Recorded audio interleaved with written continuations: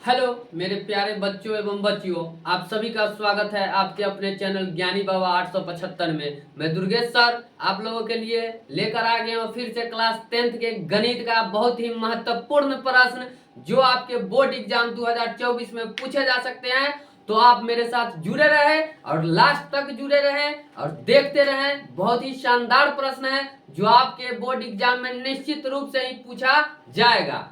तो देखिए क्या प्रश्न है। दो क्रमागत धनात्मक पूर्णांक, मतलब क्रमागत का मतलब क्या हुआ कि ऐसा संख्या जो लगातार हो ना, लगातार हो। तो दो क्रमागत धनात्मक पूर्णांक ज्ञात कीजिए जिनके वर्गों का योग 365 हो। हमें वैसे संख्या ज्ञात करना है लगातार क्रमागत धनात्मक संख्या जिनके जो वर्ग यानी उसका स्क्वायर करके जोड़ने पर 365 आना चाहिए। तो आइए देखते हैं पहला काम क्या करते हैं कि हम लोग मान लेते हैं कोई संख्या। तो माना कि दो क्रमागत धनात्मक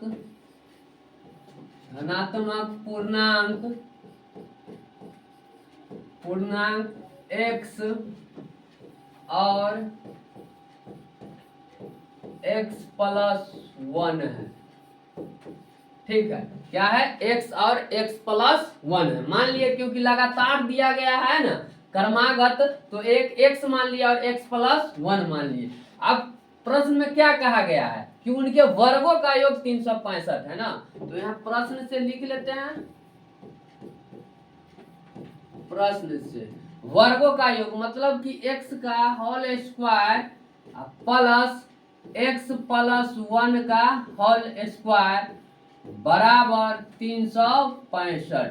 ठीक है, अब देखिए x का अगर स्क्वायर करेंगे तो क्या हमें प्राप्त होगा, x स्क्वायर प्लस आप लोगों को a प्लस बी का जो होल स्क्वायर होता है वो तो पता है। देख लीजिए क्या होता है, a प्लस बी का whole square, a square plus 2ab plus B square. ठीक है, यहाँ देखिए a के स्थान पर x है तो a स्क्वायर मतलब x का स्क्वायर कर लेंगे प्लस 2, तो 2 दे दिए इंटू a के जगह x है तो x लिख देते हैं, b के जगह स्थान पर क्या है 1 है तो 1 लिख देते हैं, प्लस b का स्क्वायर मतलब 1 का स्क्वायर बराबर कितना आ जाता है 365। ठीक है, अब यहाँ से करते हैं तो x को जोड़ लेंगे तो कितना आएगा 2x स्क्वायर, मतलब x स्क्वायर और x स्क्वायर को जोड़ेंगे तो 2x स्क्वायर आएगा, 2 इंटू एक्स इंटू 1 तो 2x आ जाएगा।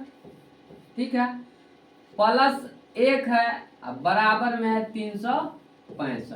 ठीक, अब यहाँ से देखिए 2x square plus 2x plus 1, इस 365 को अगर बाएं तरफ ले आते हैं तो कितना हो जाएगा -365। इधर क्या बच जाएगा 0।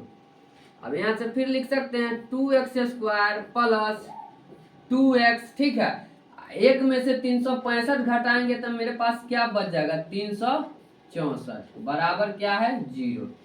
अच्छा, इसमें से कुछ कॉमन आ सकता है तो 2 आ सकता है, 2 इसमें भी है 2 इसमें भी है और 364 में से भी 2 अगर कॉमन लेंगे तो कितना बच जाएगा 182। तो 2 यहाँ से कॉमन ले लेते हैं तो x square plus x minus क्या हो जाएगा 182 बराबर 0। ये 2 से 0 में भाग हो जाएगा तो क्या हो जाएगा 0 ही। तो इसको फिर लिख सकते हैं x square plus x minus 182 बराबर 0। ठीक है, अब यहाँ से फिर आगे हम लोग देखते हैं, यहाँ से आगे क्या हो जाएगा तो आइए देख लेते हैं। तो अब x square plus x minus 182 है, तो हम लोगों को ऐसी दो संख्या को लाना है जो जोड़ने पर प्लस एक्स आना चाहिए या घटाने पर, लेकिन उसको गुना जब करेंगे तो माइनस 182 आना चाहिए। तो आइए देखते हैं क्या होगा वह संख्या। तो एक्स स्क्वायर अगर हम लिख लेते हैं प्लस 14x, ठीक है, माइनस 13x माइनस 182 बराबर 0। देखिए 14x में से 13x घटेगा तो क्या हमारे पास बचेगा x, और देखिए 14x और माइनस 13x को गुना करेंगे तो कितना आ जाएगा -182 x स्क्वायर। ठीक है, तो यहाँ से हम लोग x कॉमन ले सकते हैं, तो x जब कॉमन लेंगे तो इसमें बचा x और इधर क्या बच गया +14। अच्छा इसमें -13 कॉमन ले लेते हैं, तो इधर क्या बच गया x और इधर +14 बराबर 0। अब देखिए इधर भी x +14 है और इधर भी x +14 है, तो x +14 कॉमन आ जाएगा, तो x +14 इधर क्या बच गया x, तो x -13 बराबर 0।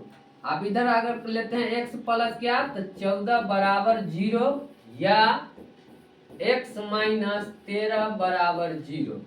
तो x बराबर इधर क्या आ जाएगा -14 या x बराबर इधर क्या आ जाएगा तो 13। हमसे पूछा क्या गया है, दो क्रमागत, देखिए यहाँ पर चर्चा है धनात्मक, तो ई तो ऋणात्मक हो गया -14, तो इसको लिख देते हैं अमान्य।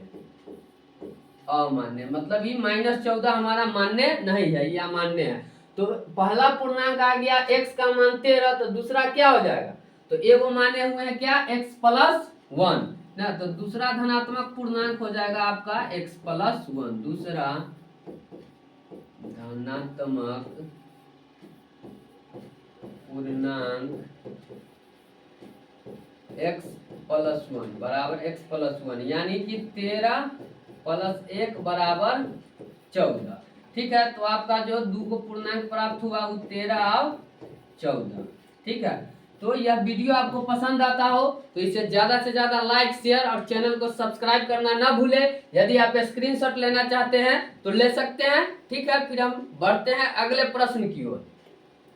तो अगला प्रश्न जो है क्या है, एक समकोण त्रिभुज की ऊंचाई इसके आधार से 7 सेमी कम है। एक समकोण त्रिभुज है जिसकी ऊंचाई इसका जो आधार है ना उससे 7 सेमी कम है। यदि कर्ण 13 सेमी हो तो अन्य दो भुजाएं ज्ञात कीजिए। देखिए यहाँ इसको थोड़ा अच्छे तरीके से समझ लेते हैं। एक समकोण त्रिभुज है, समकोण कहने का मतलब कि एक कोण इसका कितना डिग्री का, तो 90 डिग्री का। ठीक है, यहाँ से मान लेते हैं ये कोण जो है ये 90 डिग्री का है। ए भुजा ए हो गया, कोण बी हो गया और कोण सी हो गया। क्या कहा गया है सवाल में, एक समकोण त्रिभुज की ऊंचाई इसके आधार से 7 सेमी कम है। अगर हम आधार को x मान लेते हैं, ठीक, ये हमारा BC क्या हो गया आधार, तो ऊंचाई जो है ना इससे 7 सेंटीमीटर कम है, तो ऊंचाई क्या है AB ना है, लंब जो हमारा है तो x -7 हो जाएगा। कह रहा है कर्ण दिया हुआ है 13 सेमी ना, तो अन्य दो भुजाएं ज्ञात कीजिए। मतलब ये x है, x -7 का मान निकालना है, मतलब कि आधार और लंब हमको ज्ञात करना है। ठीक है, सवाल आ रहा है समझ में, तो एक बार जरूर लाइक कीजिए, शेयर कीजिए और चैनल को सब्सक्राइब करना न भूले। देखिए सवाल में एक बार और समझ लेते हैं। एक समकोण त्रिभुज की ऊंचाई इसके आधार से 7 कम है, तो आधार मान लिए x, तो ऊंचाई क्या हो जाएगा x -7 और कर्ण दिया हुआ है 13 सेंटीमीटर। तो इसी को लिख लेते हैं भाषा में भी,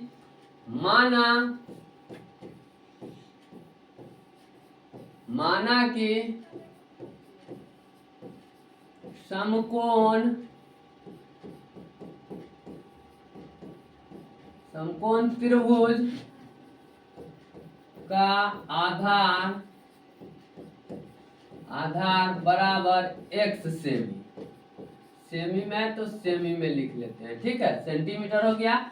समकोण त्रिभुज का आधार x सेंटीमीटर मान लिया, कह रहा है आधार से ऊंचाई 7 कम है, तो इसलिए ऊंचाई जो हो जाएगा वो क्या हो जाएगा, तो आधार से 7 सेंटीमीटर कम, तो x माइनस क्या हो गया 7। ठीक है, और कर्ण की लंबाई जो दिया हुआ है कर्ण 13 सेंटीमीटर, तो हम लोग जानते हैं ना पाइथागोरस प्रमेय से क्या होता है, तो लिखेंगे पाइथागोरस प्रमेय से ना होता है ना AC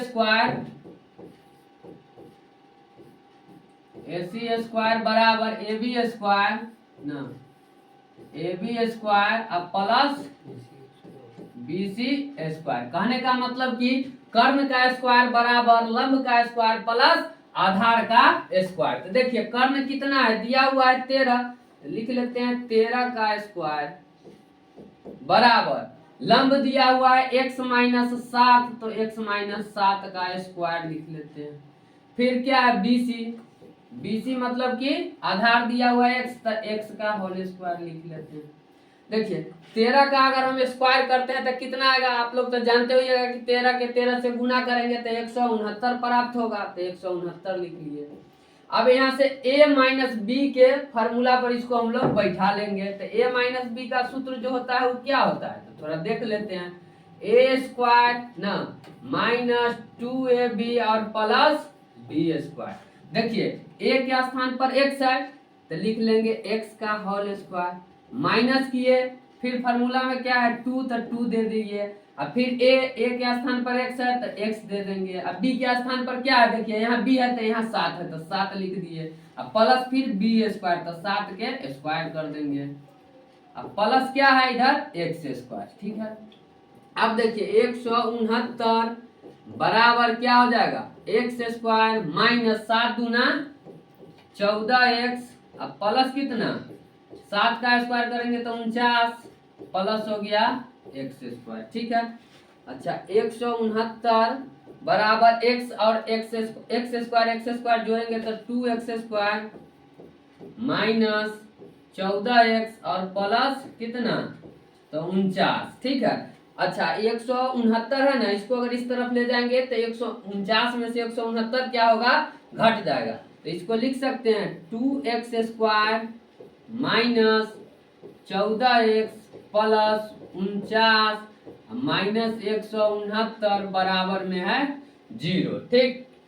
अब देखिए अगर 49 घटा लेंगे तो क्या बचेगा, इसमें 9 में से गया 9 तो 0, 6 में से गया 4 तो 2 और ये क्या बच गया 1 के 1, तो 120 बच गया।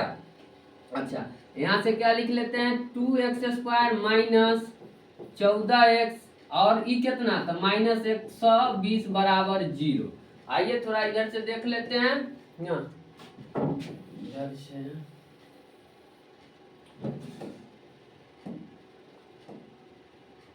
अब देखिए इसमें से 2 कॉमन आ सकता है ना, 2 अगर निकाल लेंगे तो ये बचेगा x स्क्वायर माइनस 7x और माइनस 60, ठीक है।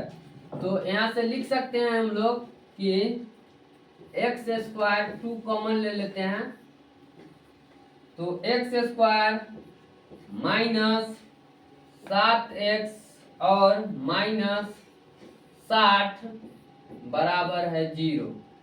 एक्स स्क्वायर माइनस क्या हो गया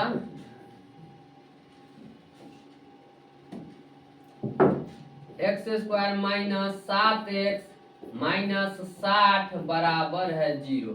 अब हमको इसका गुणनखंड निकालना है, तो 7 है ना, तो कितना अगर हम करेंगे इसको तो माइनस 7 आ जाए, प्लस माइनस करने पर और गुना करने पर 60 आ जाना चाहिए। हम लिख लेते हैं एक्स स्क्वायर माइनस अगर हम लिख लेंगे 12x, ठीक है, अब प्लस अगर हम कर लेते हैं 5x माइनस 60 बराबर 0। देखिए 12 में से अगर 5 घटाएंगे तो माइनस 7 बचेगा, माइनस 12 और प्लस 5 का गुना करेंगे तो माइनस 60 ना आएगा। अब यहाँ से x कॉमन ले लेते हैं, तो ये क्या बच गया x माइनस 12, यहाँ से 5 कॉमन लेंगे तो ये बच जाएगा x और माइनस 12 बराबर 0।